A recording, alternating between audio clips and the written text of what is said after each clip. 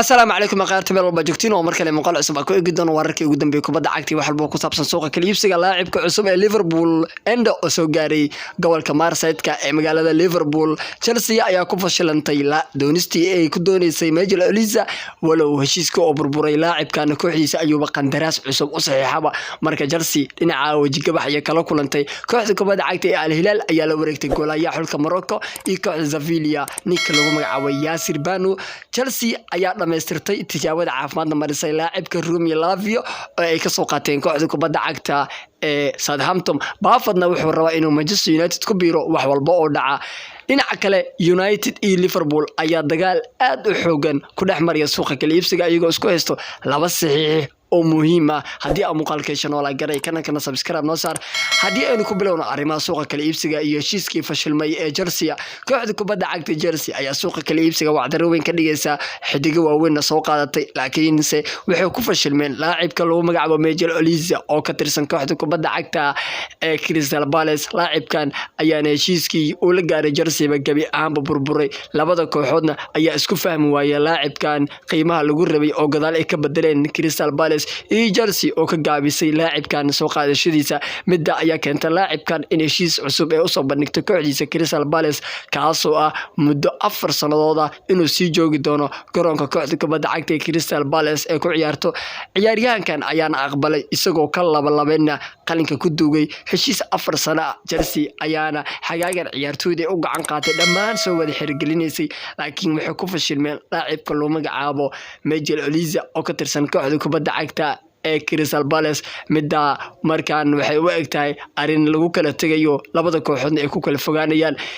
isla umuraha Chelsea waxa kamid ah laacibka Romeo Lavia ay soo gabagabeeyeen wax walba oo ku aadan laacibkan ayaa qalcadda Stamford Bridge ku soo biiray isagoo tijaabada caafimaad maray wax walba oo ku saabsanna la soo gabagabeeyay labada dhinacna ka wada heshiiyeen. laacibkan ayaa kooxda kubadda cagta Chelsea ugu imaaday 60 milyan oo pound kaasoo uga soo wareegay kooxda kubadda cagta ee Southampton oo heerka labaad u laabatay. dhinaca kaleetana kooxda kubadda cagta Liverpool laacibkii ee xalay sida dardarta la ku soo qaateen Endo ayaa maanta soo gaaray cariga Ingiriiska gaar ahaan gobolka Merseyside ee kooxda kubadda cagta Liverpool ay ka dhisantahay.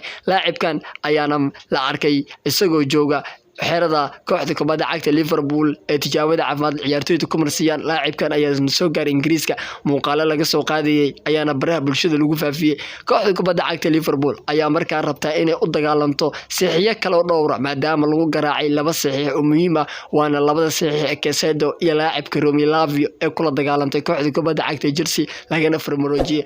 macna Jurgen Klopp ayaa markaa raba dagaal inuu la gado kooxda kubadda cagta ee Manchester United ee isku hayaan iyadoo laba saxiix oo muhiim ah. marka Liverpool hadii looga adkaaday dagaalkii gudaha Ingiriiska ee kooxda kubadda cagta ee Chelsea la galeen markaana waxay rabaan in United dagaalkaas oo kale la galaan ogana adkaadaan. United-ka ayaa doonaysa laacibka lagu magacaabo Amrabat oo ka tirsan kooxda kubadda cagta ee Fiorentina. macallin Erik ten Hag ayaa laacibkan muddo xiiseynaya xilli Liverpool ay dhankeeda laacibka muddo dheer xiiseynaysay isha ku hayeen. Amrabat ayaa ka tirsan kooxda Fiorentina waxaana lagu qiimeeyaa lacag gaaraya 45 milyan laakiin labada kooxood ayaa ku doonaya lacag hooseysa qiimahaas oo ah 30 milyan. Liverpool ayaana lagu hadda haya inay laacibkan ku gudbinaya 30 milyan oo dalaba una dariyaan kooxda kubadda cagta ee Fiorentina. isla waxay isku dagaalamayaan laacibka Gravenberch ee ka tirsan kooxda kubadda cagta ee Bayern Munich. Bayern laacibkan waxay ku dartay liiska transferka ee la iibinayo. laacibkan ayaa ka tirsan xulka qaranka Holland iyo kooxda Munich waxaana ku dagaalamaya labada kooxood ee Liverpool iyo kooxda kubadda cagta United. Gravenberch hore ma ugu jirin Manchester United laakiin gadaal ay ka soo galeen maadaama laacibkan uu yahay laacib Hollandees macalinka Manchester hogaamiyana uu yahay tababare Hollandees sidaa daraadeed wuxuu xiiseynayaa laacibka isku wadanka yihiin inuu keeno garoonka Old Trafford. midda ayaa sababaysa in labada kooxood ay ku dagaalamaan laacibkan. isla umuraha Manchester United markan hadaa sii eegnana laacibka Baafad oo xulka Faransiiska iyo kooxda kubadda cagta Munich u ciyaara ayaa raba inuu ka baxo qalcadda Allianz Arena si walba oo dhacdo kuna biiro garoonka Old Trafford.